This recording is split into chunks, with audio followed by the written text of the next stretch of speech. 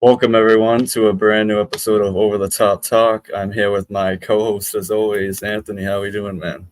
I'm doing great, bro. How you doing? How you doing? Perfect, man. We're about 3 weeks out, I think, from SummerSlam, so definitely looking forward to it. But Yeah, we have a third guest on today, special guest, Jesse. How we doing today? Doing good, brother. Doing good. Appreciate y'all having me on. our pleasure, man. Our Perfect. Then I pleasure. guess we can start. Do you want to tell us and the people a little bit about yourself, kind of just fresh off? Yeah, so I've actually been in the wrestling scene myself for a few years now. I got my start over in New England Pro Wrestling Academy over in Massachusetts. Killer Kowalski's old school, where Triple H, China, Dean Malenko, Kofi Kingston, Tommaso Ciampa, all of them. That's where they got their start. So that's where I got my start. Um, since leaving the New England area, I've kind of just gone all around. Like I said, I'm currently based in Costa Rica, came down here to get into more animal conservation work, things of that nature, dedicate my time to that because, as we all know, wrestling is a cruel, cruel mistress. And so just coming down here to make a name for myself. I do things in other parts of the community, particularly the Juggalo community. I've done wrestling for them as well at the gathering, things of that nature. So just kind of saw you guys one day on Instagram. Love your guys' work. Love the back and forth. Thought I'd reach out. And again, appreciate you all having me here. Incredible, man. Perfect, man. Anytime. So I guess we can start with, first of all, me and Anthony went to SmackDown on Friday night. Just want to say, going to those shows is like a whole different experience, man. It's like you get to see all the behind the scenes stuff like that. So it was definitely an amazing time. No, definitely. I've Anthony, wanna? Oh yeah, I was just agreeing with you there. It's like it's so much different because like when you see it on TV, it's all like the different camera work and stuff. But like when you're there, it's like live. You're seeing it all up close, and it's just such a different experience. It's like you can watch it there live and then go home and watch it at home and have like a totally different experience, which is I think that's really cool. No, absolutely. I've caught a few shows in my past as well, and it's a whole different level to be able to immerse yourself into the universe, not just watch it like you said on TV. Yeah. Yeah, we're over in, you mentioned Massachusetts. We're in not too far from Boston, so obviously the shows don't come here too often. So definitely Hmm. had to catch it. We're gonna try to catch every show that comes there, but definitely an amazing time. But to start off, I do want to say, just to throw it out there. We saw that the Cody Rhodes versus Solo is confirmed. It's happening at SummerSlam. So, Anthony, what are your thoughts on that so far? You know, I'll just throw in something here. I think Jacob's been the MVP of that group, and Yeah. I think Jacob's the real leader of that group, in my opinion, over Solo. So I'll let you have the Yeah. floor. Well, yeah, I think Solo versus Cody now. We've been predicting that since like after WrestleMania. We knew that Cody and Solo were gonna have a match. Um, but I was not expecting Solo to be like the new tribal chief like this. Like this is crazy. Like Solo has elevated himself from like what he was like 0 and 34, and now he's like going crazy. Um, I still think before we have to like take him seriously, him and the bloodline have to kind of build up more because again, he's coming off an 0 and 34 record after beating John Cena at like Crown Jewel. So yeah, I think obviously I don't think Solo's going to beat Cody, but I think it should be a pretty good match, and I think there's going to be a couple of big surprises in that match too. Jesse, you got anything for that? I agree. I think as far as who really is going to be able to take the ball and run with it, I mean, obviously the casual fan might not have heard of Jacob Fatu, but if you're into wrestling as we are, Jacob Fatu has been a monster for years now, and Mhm. I will say something that I know is against popular opinion because everybody now misses Roman Reigns and everything else. But I do genuinely believe that Solo is just going to keep getting better and better week after week. I mean, when you have people, like I said, like Roman pretty much gave you the golden pass, when you have Paul Heyman in your ear, when you work with John Cena, like obviously the people backstage very highly regard him. And I think that there's nowhere to go but up now, and being able to surround him with this new bloodline just going to push all of them up, because right now, like I said, and the same thing with Tama Tonga and Tongaloa, a lot of people don't know who these people are unless you watch New Japan and all this other stuff. And with Solo leading that group, I think it just opens up so many doors. And at the end of this, like Anthony said, Jacob Fatu is going to show why he is the next tribal chief. Yeah. And I actually have one more thing to add here with that.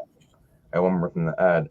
What you said, Jesse, like people are getting mad. Like the casual fans are like, how does Tongaloa, how does Jacob Fatu, they get this like people like they're not having to go through NXT, they're not having to do this, but people don't know that they had to like put in their work and they were beasts outside of WWE. Like there's a huge wide range out of WWE that, you know, the casual fan's not gonna see. Like Right. Tama Tonga, Tongaloa, we see Liko Fatu, even Solo Sikoa, people who don't watch NXT, like he had a great NXT run. Right. And it's just people forget about this stuff. Yeah, kind of, sticking with the general story of that. The other night I was, well, obviously we were there, but I was rewatching, reading tweets and stuff. And, when Solo mentioned Roman, it kind of looked like Jacob, was just like, I don't know, he just had like that sinister look looking towards Solo. So I think that Jacob is secretly, working with Roman, and that Roman will influence Jacob to, maybe, I don't know. Like you said, though, there's so many opportunities with this new bloodline, because you got Jimmy Uso coming back very soon. You got Roman coming back. You have Jay on Raw. He'll be right back in that story soon. So I'm definitely looking forward to SummerSlam. Hoping Jimmy returns before SummerSlam, but I think he will. And then my prediction's Roman's going to return at SummerSlam. So Yeah, I think that's all I have for that. Yeah. And I want to say, first off, shout out to Mr. Santizap for saying this first. This is not my take right now. This is his take. But people are scared that Roman Reigns' return is going to overshadow Jimmy's return. If they both return, like, roughly the same time, they're fearful that Roman's return is going to, like, overshadow Jimmy's. But come on, that's like inevitable at this rate. Like, Roman Reigns is 100% going to overshadow Jimmy.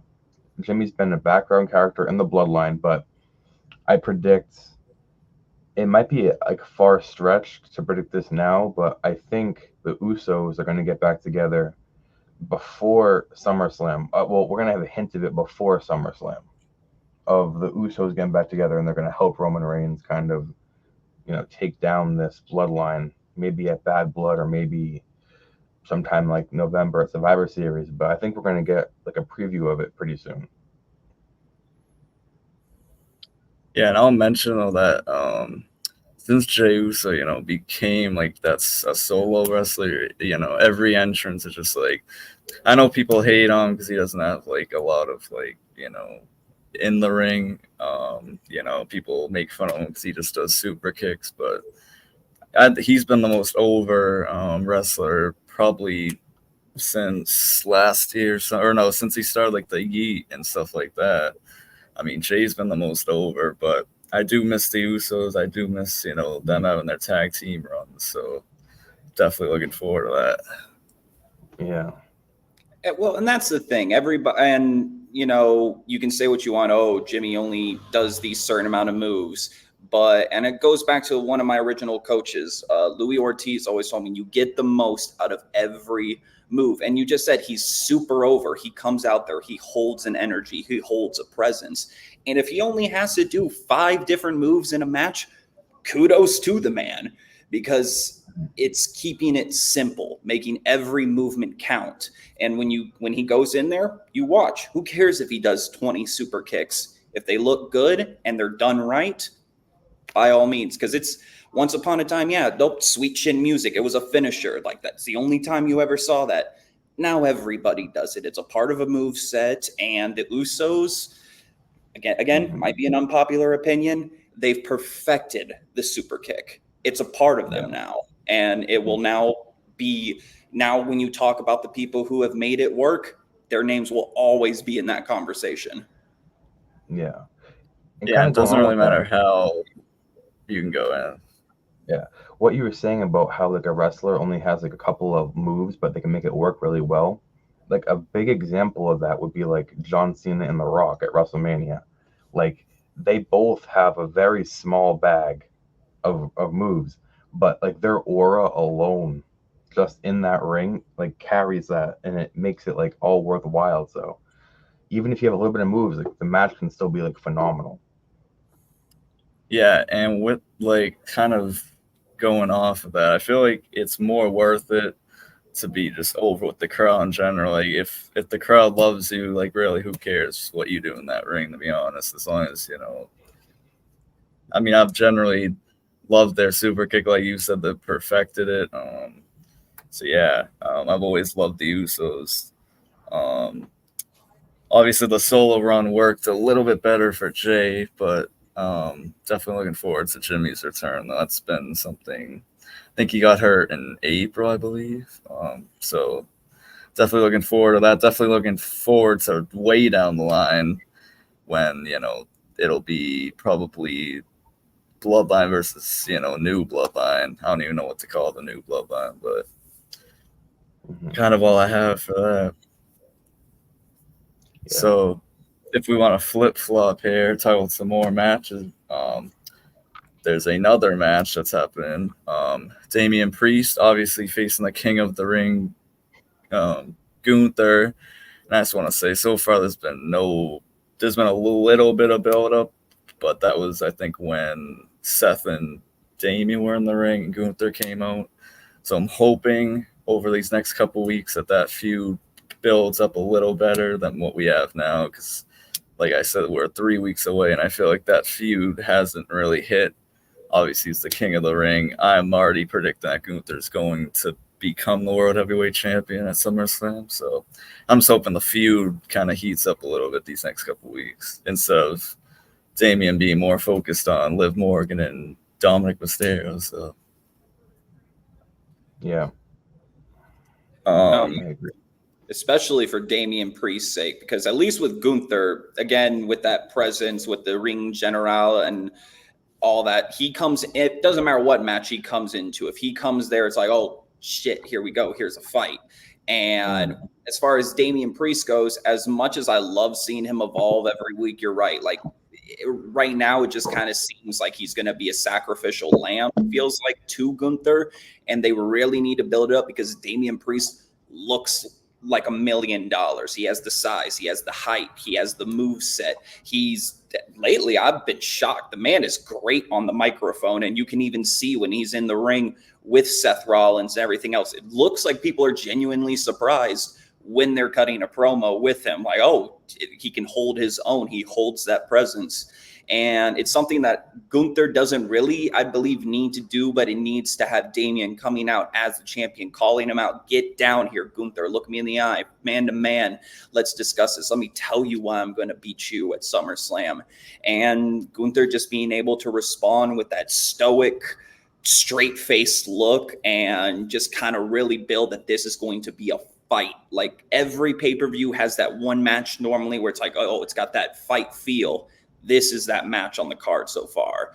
Say what you will about the Solo and Cody, that has a lot more of the storyline behind it. But Gunther and Damian, those men are going to go to war if it's done right. I agree with that. There's also with that. Yeah, there's predictions that Seth Rollins is going to get inserted into that match to make it a triple threat, but I think that takes away from it. If that does happen, like, I don't know, because during Money in the Bank, like the argument could be Seth Rollins didn't even get pinned for the championship. Like he wasn't the one to get pinned because Drew was, because he cashed in.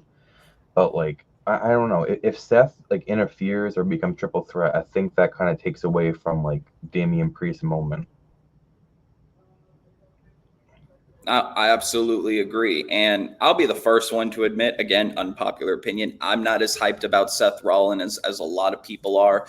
Not because he's a bad wrestler, not because he's bad on the mic, but now I've just seen this, whatever this Messiah weird singing character is. Like, I can't get behind it. It doesn't feel real, especially like when Seth Rollins first came in with the authority and everything else. Like, he was that thorn in everybody's side because you knew how good he was, so he could fit in everywhere. And now it's just his theme song is getting to the point where it's more over than he is. And if he continues to go out there and insert himself into these places, we're going to eventually just have a gimmick instead of the great wrestler Seth is. And I think he needs to step away from that fight feel because he has more of that technical prowess. And he's already got stuff with CM Punk and Drew McIntyre. So if they try to force him into this match, again, like you said, Anthony, it's just going to feel forced, and it's going to take away from what could be one of the best matches on the card. I agree. Yeah, Totally agree. and I'm gonna flip to Money in the Bank. We saw the failed cash in, and I was mad at first because I'm still a little mad because you could have given it to like Jay or LA Knight, but then I was thinking that failed cash in sparked the Seth Rollins versus Punk. And we didn't see that feud for a while, kind of went away, and it's taking Seth away from the title picture, which I don't really want him in any title pictures, just because he already had, I think, like a year run with the world heavyweight, so plus the CM Punk thing, Drew thing. So I'm hoping that we see, instead of putting him in the world heavyweight match, I hope we see Punk versus Drew versus Seth Rollins, because I think that has potential to be a very, very good match. I don't know when CM Punk's cleared. I feel like it's been like forever now, but I'm hoping that we see that triple threat possibly at SummerSlam. I think it's too late for all of that. I think Seth Rollins joining any of these feuds right now is going to feel forced. CM Punk and Drew McIntyre, that feud's been building for a long time. That's a blood feud. Like, Drew McIntyre is running around with a Larry bracelet and an AJ Lee bracelet on right now. Like, that's a blood feud that only needs to be them two. And same thing with Drew, oh my God, Damian Priest and Gunther. So, like, Seth Rollins joining these feuds is kind of taken away from the spotlight of these people. But I know, like, the fans love Seth Rollins, but, like, there has to be something different for him to do, like, out of this feud, like, alone, not interfering with these. Like, I know he's the top of the card, these matches at the top of the card, Monday Night Raw, but, like, there's got to be something different. No, I agree. Like, it's to the point with Seth where it's the old saying, like, how can I miss you if you never go away? And I think that, like, that's what happened with Becky. Everyone had all the speculations with her going to AEW, but that's besides the point. Like, Seth needs to step back for a bit. No matter when he comes back, he's immediately back in the main event picture. But people like Damian Priest, people like, even in a lighter sense, Gunther, they need that kind of like elevation to get to the next step. And if it's just Seth Rollins doing his dance all the way down to the ring every week, it's hard to have that opportunity for them to really showcase their skills. And like you said, the Punk and Drew feud, that's a blood feud that's been building since the Rumble. And, sometimes the best storylines happen out of accidents. And look where we're at now. For the first time in a long time with wrestling, I can genuinely watch and be like, wow, these two do not like each other, even though I'm sure in real life they probably get on fine and are professional. But I genuinely believe, like, these two want to kick each other's teeth in. But with Seth, I don't really get that feeling. Yeah. And Jesse, I actually have a question for you about that. What's your opinion on the Money in the Bank contract as a whole, about it going around for a year? See, It differs because I've seen things where it builds up to like wonderful storylines and it helps get that person that like extra edge. Like you mentioned, like it could have gone to Jey Uso or LA Knight, who haven't gotten their first real singles titles. And I know LA Knight's probably he's more focused with the Logan Paul situation. And if you want, we can talk about that later because I think that's kind of a given for a SummerSlam match, LA Knight versus Logan Paul, LA Knight coming out with the contract and everything else, saying the only name it's missing on there is Logan's. So I believe that if it had been given to Jay, it worked. Everybody had their like little quotes, but Money in the Bank just had a ring to it. But unfortunately, I kind of saw Drew winning it because they really need to push this feud because as much as I like Punk, it seems like every time he gets on TV, something happens to him. And that's happened here in WWE. It happened in AEW. And by no fault of really anybody, just sometimes shit happens. So Money in the Bank is a great concept when done right. I mean, I remember when it was just a match on WrestleMania. Now it has its own pay-per-view. So it works 50% of the time, I feel. The other 50%, especially since now they more often than not have been doing failed cash-ins, it just makes you want to pull your hair out. But that's just my opinion. Yeah. Yeah, and I feel like the issue with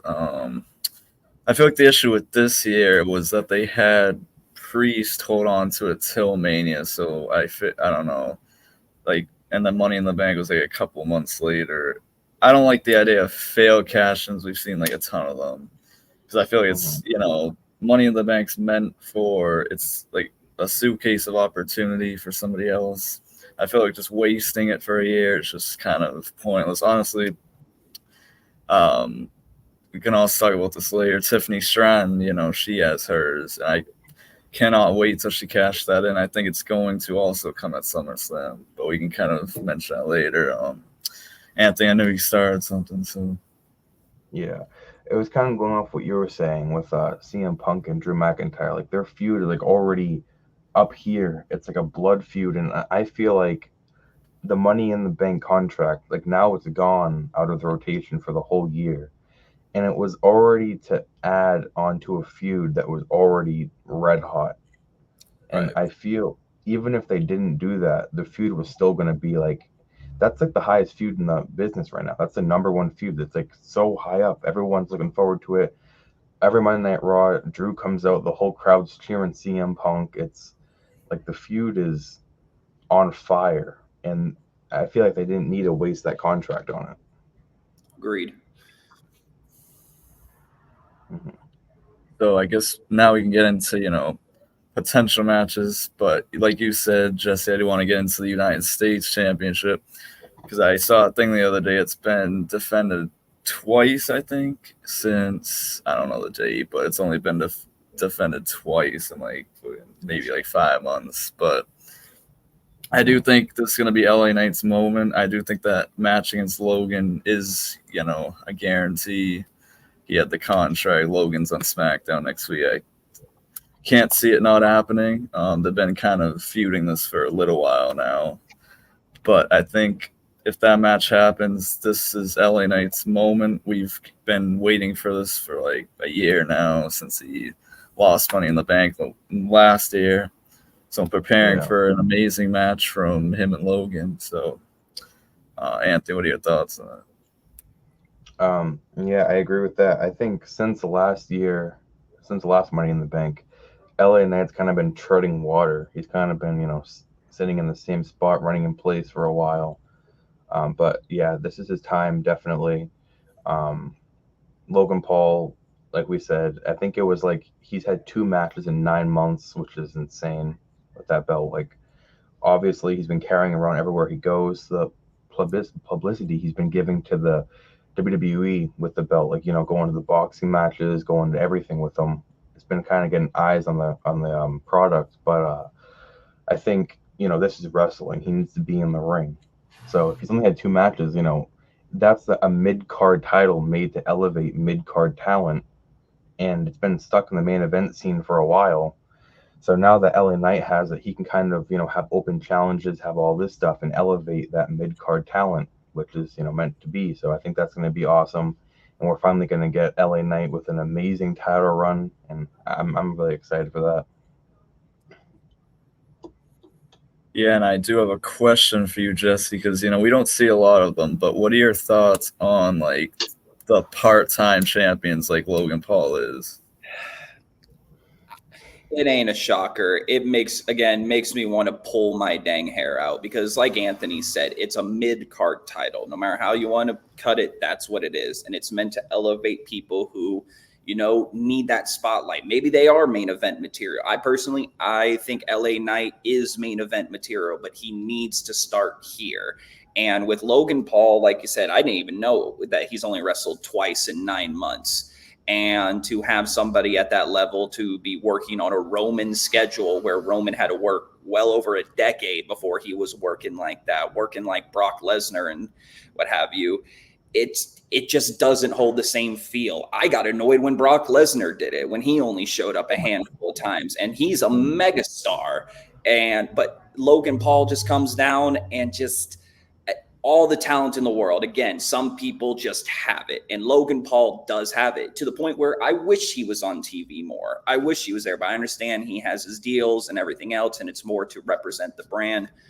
But part-time champions needs to be a thing of the past. And if we're going to go into what people, whatever you want to call it, the Triple H era or the end of the PG era or whatever else, something that needs to be left back there is part-time champions. There's no need for it. I grew up, there was no such thing as a part-time champion. Every champion was just there. Now, sure, he's like, yeah, you defend your title once a month at the pay-per-views. That's normal. But now we're seeing even people like Bayley who will go, I honestly forget she's the champion half the time, and she's there every week. So to be in this feud with LA Knight right now is really going to be make or break, I think, for LA Knight and in a sense Logan Paul, because if Logan Paul loses, I think we're not going to really see him much anymore. But if for some reason Logan wins, oh my Lord. But if he still wins, then it just kind of, I think, will solidify that Triple H is not done with part-time champions. Yeah, I actually have one thing to add on to that, too. They need to make SmackDown a 3-hour show. And the reason for that, how I feel, the Bloodline's taken up 45 to an hour of the show. All right? And that's not giving these, like Bayley's on SmackDown, LA Knight's on SmackDown, Logan Paul's on SmackDown. And that's not giving these feuds room to grow at all. They're getting 6 to 10 minutes a week to build a feud that's supposed to feel like a PLE main event, and they're not getting enough time to build on that. So an extra hour can give them 20 minutes or so to build on this feud. So we have dark matches at the end. They can give us an extra hour of TV time, which can help us. And SmackDown's going to the USA Network. And, if I were them, I would be like, give us the extra hour. That's marketable time. And they could be like, we want the extra hour. And that could give extra feuds the time to grow. Yeah, I feel like the time thing's been like an issue for a while because, we see it on Raw with the 3-hour show, they spend like a lot of times talking commercials and they show like highlights from SmackDown, stuff like that. I feel like the time thing's just been an issue, but yeah, I will say SmackDown's just it goes by so fast. And some of the matches the other night were just, I feel like we didn't need to see Nia Jax versus Michin or that tag team match. I feel like they could have, built a little bit more to these storylines. Obviously, another match that's pretty much confirmed is Nia Jax versus Bayley for the title with Tiffany Stratton sitting in the background. But I guess with that, we can talk about that match for a second here. I think, obviously we have Tiffany Stratton friends with Nia Jax, but I do think we are going to see another woman's cash-in at SummerSlam, and I think it's going to be after that match.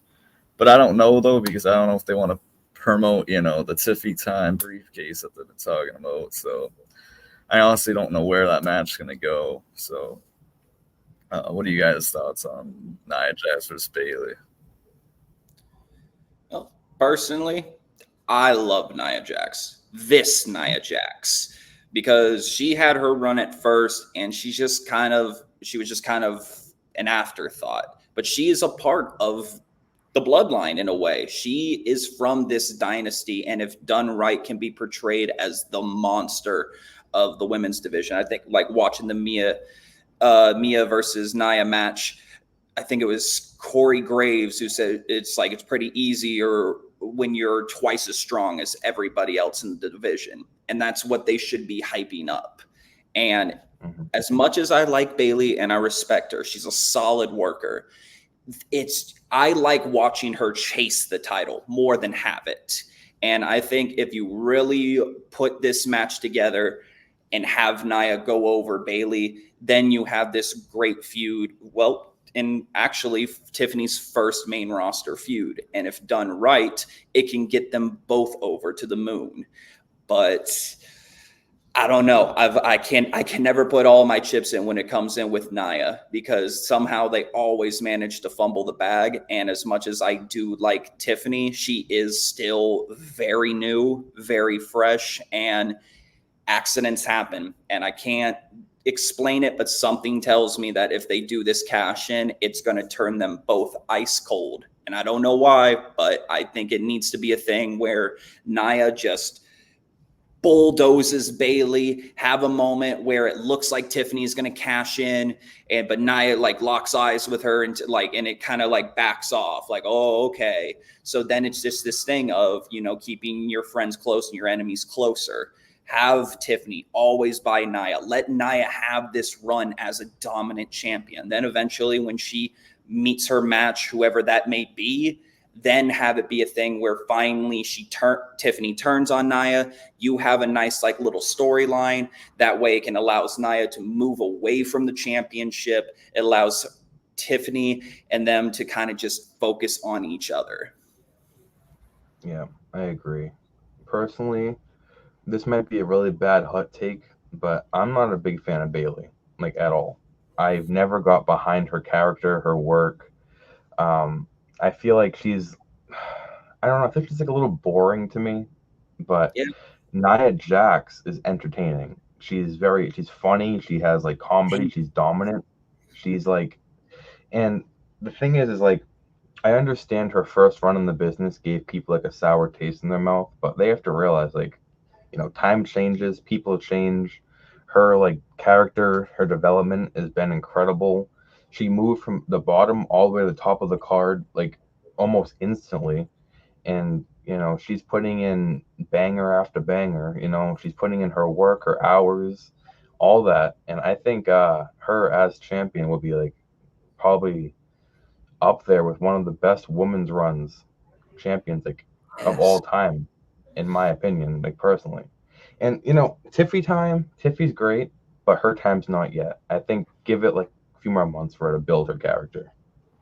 That's what I'm saying. Yeah, don't cash in at SummerSlam. Build on this whole friendship, because the only way that people really know about Nia and Tiffany's friendship is through social media, because they're always posting about each other and doing this, that, and the other.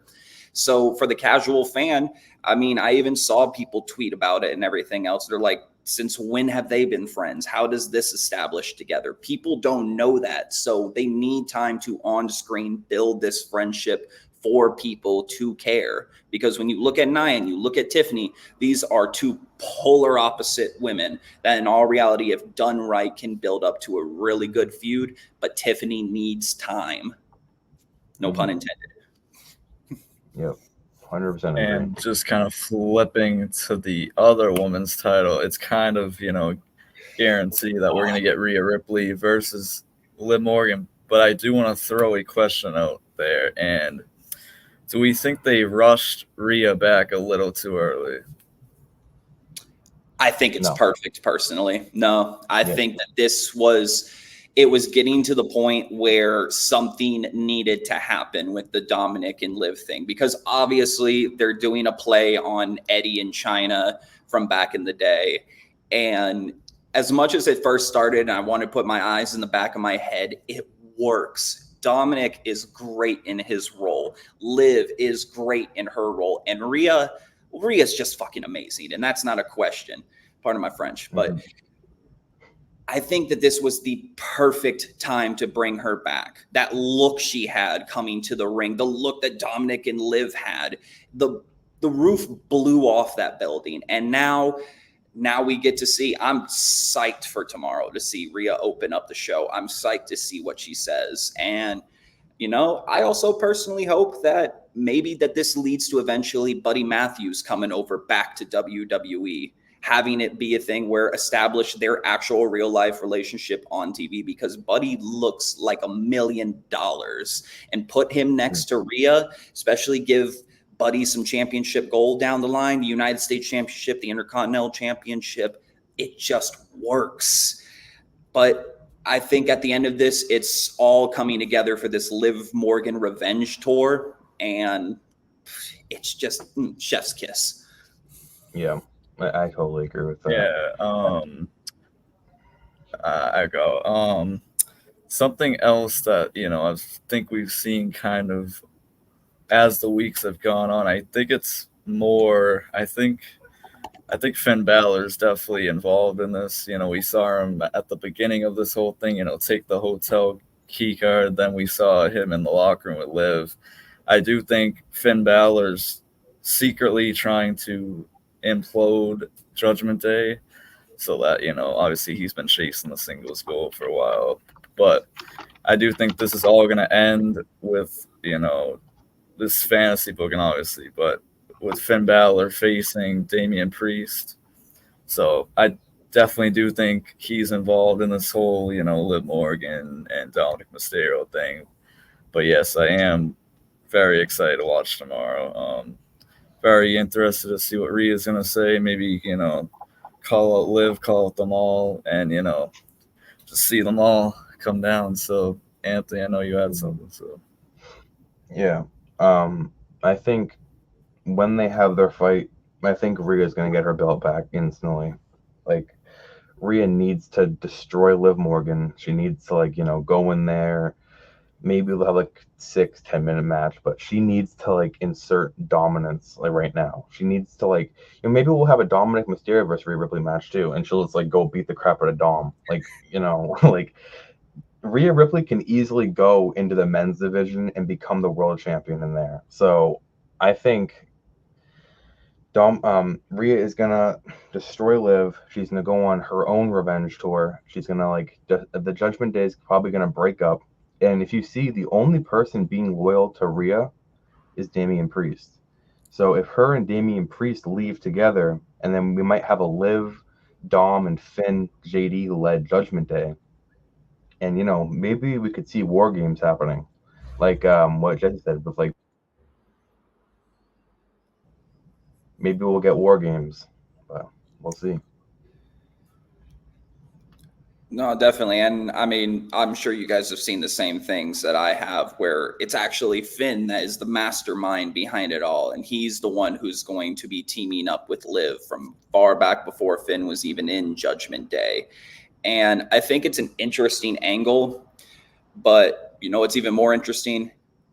A custody for Dominic Mysterio ladder match between Rhea and Liv. I know it's a joke. I know everyone plays around it, but man, I think it builds into something great. Maybe if they don't necessarily do that, but I think it's going to turn into eventually where Liv and Rhea are going to tell him to choose, and he's eventually going to go with Liv, and Liv is just going to laugh in his face, walk away, and that's going to be the descent of Judgment Day, is Dominic choosing Liv, and Liv just laughing at him and being like, "You think I'm going to get with you?" And I again, we'll see, especially after we see what happens tomorrow. Yeah, and I'm kind of waiting for tomorrow, but my prediction for that match would probably be, I do think Dominic Mysterio is going to get involved and accidentally or intentionally cost Rhea. I just don't see. Obviously, Rhea should win her title back easy. I just don't see her winning it back right away. I think it's going to take a little bit, but I don't know. because I know Dominic Mysterio, it kind of depends on what happens tomorrow night with, you know, the promo and stuff like that. But as of right now, I do know Dominic's probably going to get involved in that match. I just don't know what's going to happen. You know, I think an outcome of that could be, I guess I could see that happening, but you know, actually, more I think about it, it could spill over into Bad Blood, and you know, maybe we'll see them in like Hell in a Cell, or see them in like No Holds Barred, something crazy like that. But you know, I think if Rhea doesn't win, at SummerSlam, I don't think she gets pinned. They definitely don't pin Rhea, because that would be insane. I think we have either a DQ or something weird happen. But if she doesn't win, she definitely doesn't get pinned. But Bad Blood, if it spills over there, we gotta see like 3 stages of hell, No Holds Barred, Hell in a Cell, something crazy like that. And kind of flipping to the men's side of things, we have, you know, a title, the Intercontinental title with Super Sammy. You know, I don't know where that. I know it's going to be defended. Obviously, you know, they're building Braun Breaker versus Sammy, but then tomorrow they're throwing Dragunov into a Intercontinental match.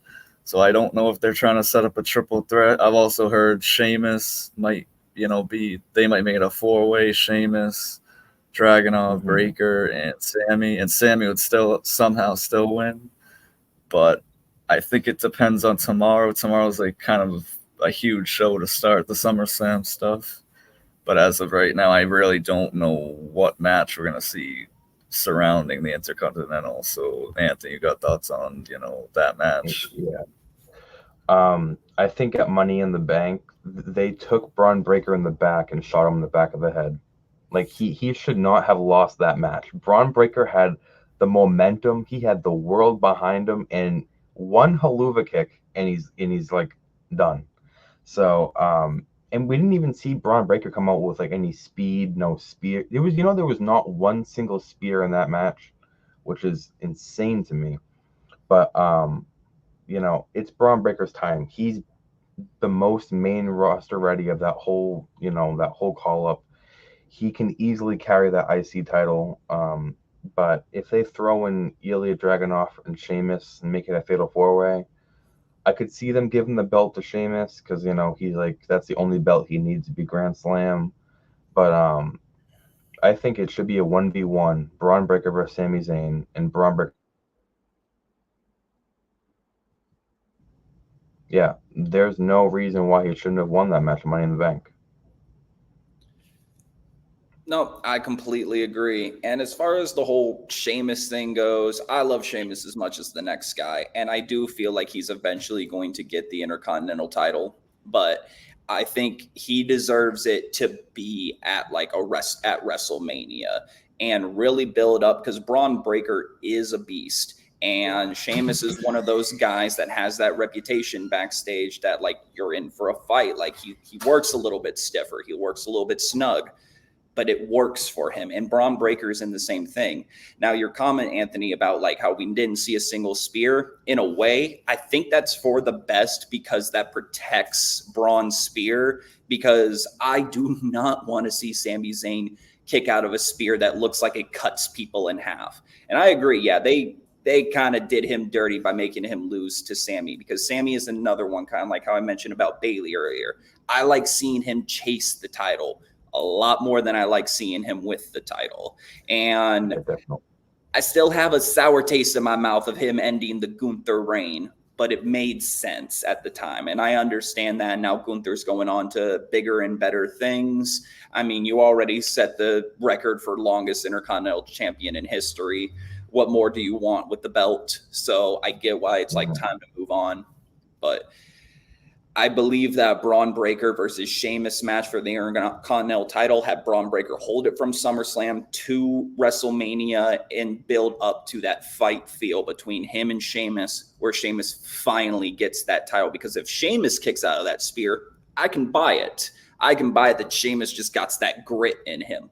I don't see that with Sammy. Yeah.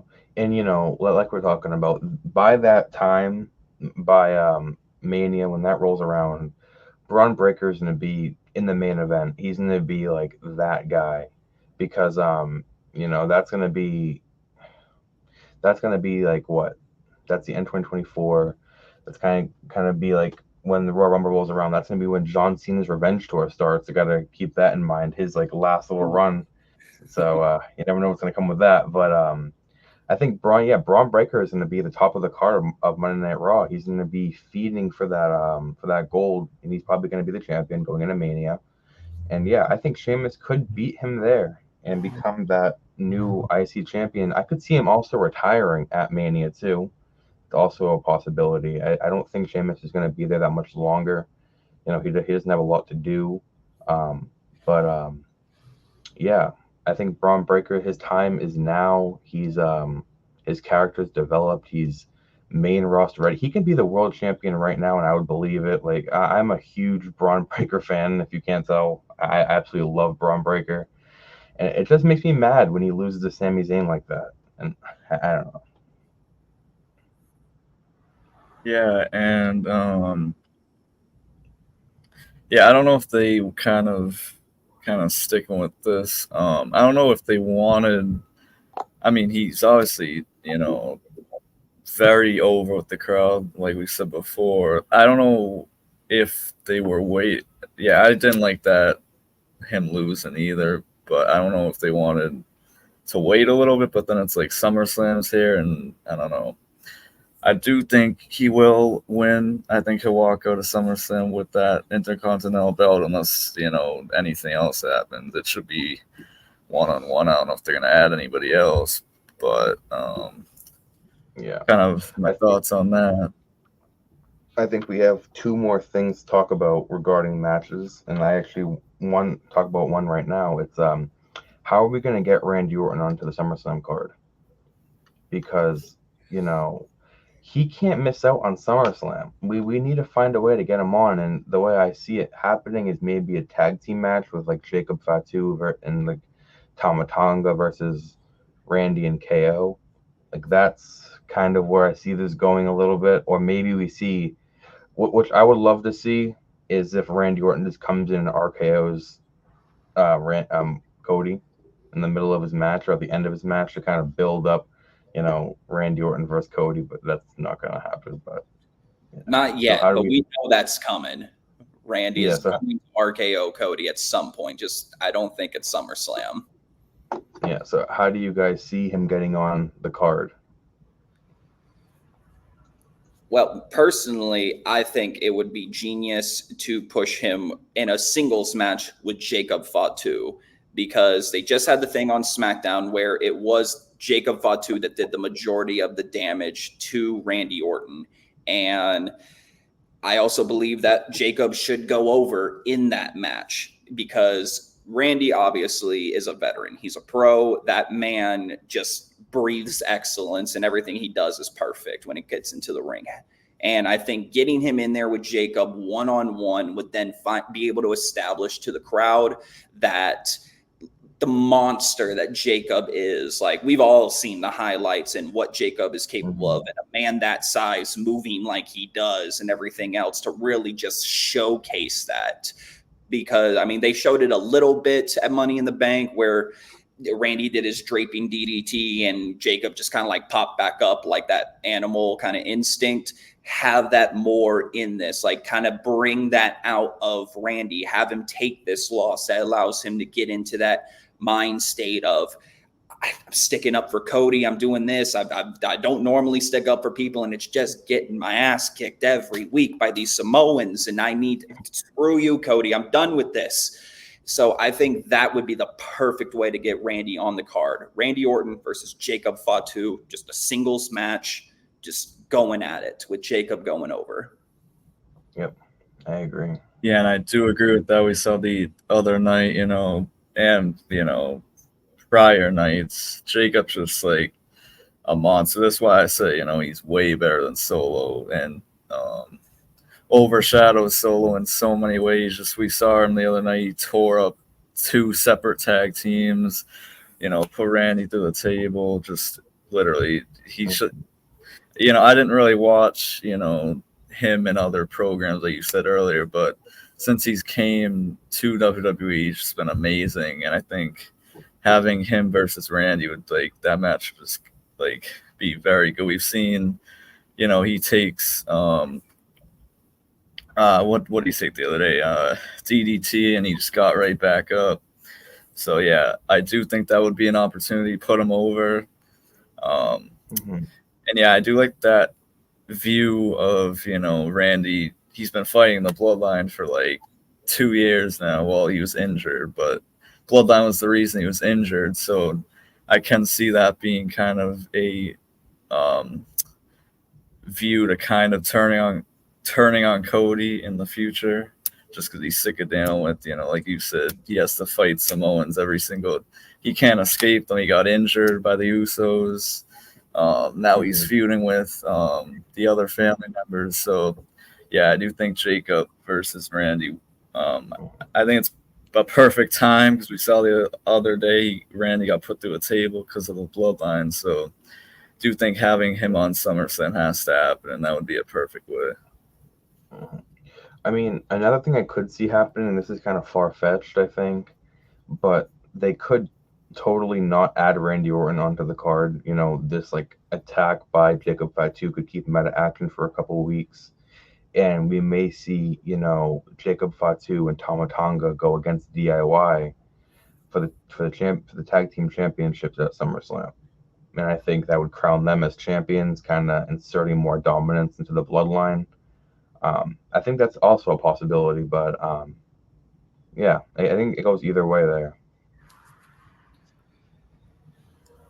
I think if they go down that route, as much as I want to see Jacob on the card, they need to have Tama Tonga and Tonga Loa face for the tag team titles, because I don't think Jacob needs a belt right now to establish himself, but giving it to the other two, having them with the tag team gold, because kind of like Solo said in his promo backstage or what have you on SmackDown, how they used to have all the gold and then Roman got soft. So this kind of starts that gift, because as much as I know people love DIY, and again, like I said, Tommaso Ciampa comes from the same school that I do, they've just been booked like jobbers. I'm sorry to say it. They have been. There's nothing there of substance. And I personally cannot stand Johnny Gargano. I just can't. I just can't. I'm sorry, because he just has the most bland look, 150 pounds, nothing, just doesn't sell it. At least Ciampa, he looks like a grown man. Ciampa is just it, but Johnny just looks like a guy who loves his wife to me, and that's just kind of how it is. The other week, I said that exact same thing. I was talking, and I cannot stand Johnny Gargano either. I thought I was the only one. No. But yeah, I think people after seeing Tonga Loa miss that low blow on Kevin Owens, I think that's leaving a sour taste in their mouth with him. He hasn't really got anything to show himself yet. But I think once we get do you think he can be really good, Tonga Loa, if we see him in a solo match? Oh, absolutely. I think it's one of those things that this was their first big pay-per-view, PLE, whatever you want to call it. That does something to somebody. That will mess with your nerves. And I mean, think about it. I understand they have their careers in their past. That's why they didn't have to go through the NXT. But look at who you're facing. Kevin Owens, Cody Rhodes, and Randy Orton, three of the biggest stars that WWE has to offer. Yeah, put some nerves into you. You're in the main event at Money in the Bank. So everybody has their off days. I mean, I remember the LA Knight versus Sheamus match when LA jumped up onto the rope, but he stumbled and everything else. But LA Knight is still as hot as ever. You can't judge a man based off of one incident, one botch, or whatever you want to call it. So I think if you really give a chance, especially between now and SummerSlam, put him in a one-on-one match with Ciampa. I've met Ciampa personally. I've talked to him. Ciampa could lead that man into a great match and would really be able to show what he's capable of. Yeah, I personally, I love Ciampa. you remember back in like, was it like a year ago or 2 years ago, something like that, we saw Ciampa work with the Miz, and he was having a bunch of solo matches, and Ciampa was like, he was going crazy. He was like having amazing matches on Monday Night Raw that are forgotten about, but they were incredible matches. And never mind, NXT Black and Gold, like, oh my God, incredible. Like him, I can't lie, back then DIY were amazing in NXT Black and Gold, but the main roster, they're kind of washed as DIY. I feel like Johnny Gargano was holding back Ciampa. If Ciampa was alone, singles run Ciampa would be incredible. Absolutely. Absolutely.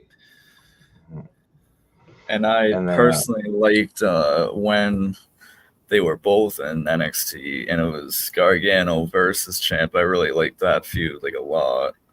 It feels like they're so bland because I feel like the tag team, we just need the Usos back so they can take the gold. Because I feel like though these tag, is it Finn and JD? Yeah, it is.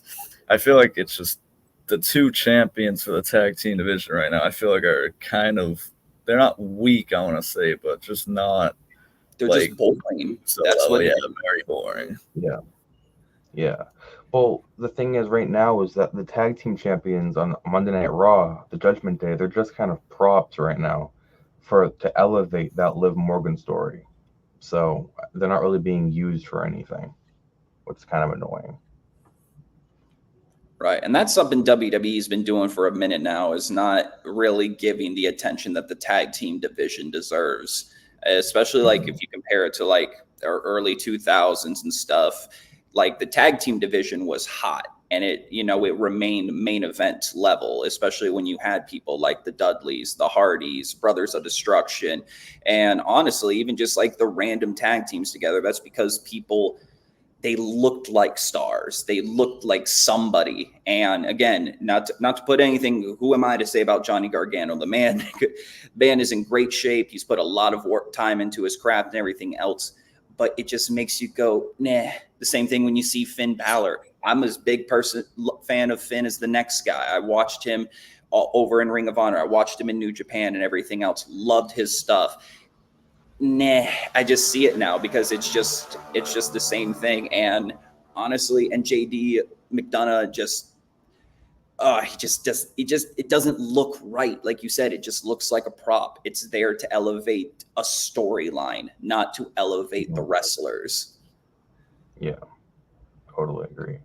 And then, wait, is that it for what we're talking about the storyline right now? Because there's one more match to talk about, if you guys are okay with that right now. Yeah, and I think I know what you're gonna mention, and is obviously Uncle Howdy. How can you not mention that guy? And Yeah. the issue, not the issue. The thing is, I feel like the build's been very good. I'm just sick of seeing these like cassette tapes. I'm just ready for them to be out in that ring, doing whatever they need to do. I know they're slowly building it until that, but yeah, obviously they're targeting Chad Gable. I don't know if that's going to turn into anything like on the SummerSlam card. It should, but I don't know. There's so many matches, but yeah, Anthony, I'll let you kind of. Personally, I disagree with that take. I think these cassette tapes are amazing. I think they're phenomenal. If you look in the background, they're in the Firefly Funhouse. It's all like warped and like out of shape and old, and it's just like a call. You can feel Bray Wyatt's presence in there. It's like you can feel his creations, and then like, you can see everything he's created in the background. It's like awesome. And we saw the other week, we saw Bo Dallas, well, Uncle Howdy. We saw him sitting in Adam Pearce's office. So, and apparently there's a rumor that we're going to get an Eric Rowan interview tomorrow night with the cassette tapes. So I think, it's beginning. We're going to see hopefully more, in-ring promos getting closer to SummerSlam, and hopefully we get Chad Gable versus Uncle Howdy, probably a 2-minute match, but so what? I just want to see Uncle Howdy kind of go in there and do his thing. That flying elbow drop off the top is incredible. We saw him jump off on LA Knight. He can go. He can still go. So I'm ready to see what he can do in the ring against Chad Gable, but I'm ready for it. So me personally, I'm kind of a toss up with both of your opinions. As I agree with you, Anthony, I love the vignette thing. I love the videotape thing, because what is Sister Abigail or Nikki Cross really going to do right now? I understand that they'll probably lead to something down the road, but it makes you want more. And I understand that that's like kind of what they're going for, but it gets to a point where it kind of happened the first time when Bray was still alive and he was doing this, that it just got to the point that when it finally happened, it didn't live up to the hype. They need to be showing Dexter Loomis backstage. They need to be showing Eric Rowan backstage. They need to be showing John Gacy backstage. They need, even if it's just like a wandering thing, show superstars that are afraid of these people. Show them like after that attack, everybody is on edge. They don't know what these people are capable of. They don't know what they're going to do. And honestly, like you say, you can feel Bray in it. I mean, you look at the Uncle Howdy mask and the gimmick, like it looks so much like Bray. And I understand that's obviously what they went for. And it could go either way right now, because it kind of seems like they're going down the angle of Bo Dallas is trying to like I found these souls that he was using for evil, but I wanted to free them. And in doing so, it'll turn into, oh no, it was actually Bray knew how dangerous these people were. And that's why he kept them caged up. That's why he kept them locked down. Because if done right, this can be something unique all its own. But the problem is the same thing that happened back when we were doing the whole Fiend thing. How do you do this and not bury whoever that they face? Because that's the other thing. You have to keep these people dominant, but for the right reasons. And so that's kind of like, as much as I have all the respect in the world for Chad Gable, the man is an athlete all his own. He is our modern Kurt Angle. I'll be the first to say it. He really is, with his ring ability and on the microphone and everything. But somebody's got to get the shovel first, and it's going to be him. Yeah. And Jesse, you've been watching the product for like a long time now, right? Like a while. Yeah. Do you remember when Goldberg beat the Fiend in like in the middle of the ring, 1, 2, 3, clean? Well, they completely humanized the Fiend's character, and it was insanely bad. The same thing in the Hell in a Cell match, Seth Rollins versus the Fiend, and they stopped it because the Fiend was getting too beat up by Seth Rollins. Like, that's the problem, yeah, because like that's how they're trying. Like, well, we can't bury these people, and I'm not going to talk about Goldberg. I'm going to start sounding like Bret Hart. But as far as his take that he did with the Fiend, it was something great, and it can be something that is still great if done properly. But right now, you need to build them all up individually. How did Dexter Loomis become Mercy the Buzzard? How did Eric Rowan become Ramblin' Rabbit? Because another thing that I love is the attention to detail with these characters. I'm sure you guys noticed it as well. On the back of Eric Rowan's mask, he has his old skull mask from back when he was in the Bludgeon Brothers with Luke Harper. And little things like that I know are more just for us, like the super fans that are into this. But little attention to details like that, like go into each one of their past. How did they get to the point where they are? How were these the souls that Uncle Howdy found? And can they be released? What can we do? Can we make them human, but they tap into something extra, something that they want to get away from? Or is this just who they are? That's the big question on it.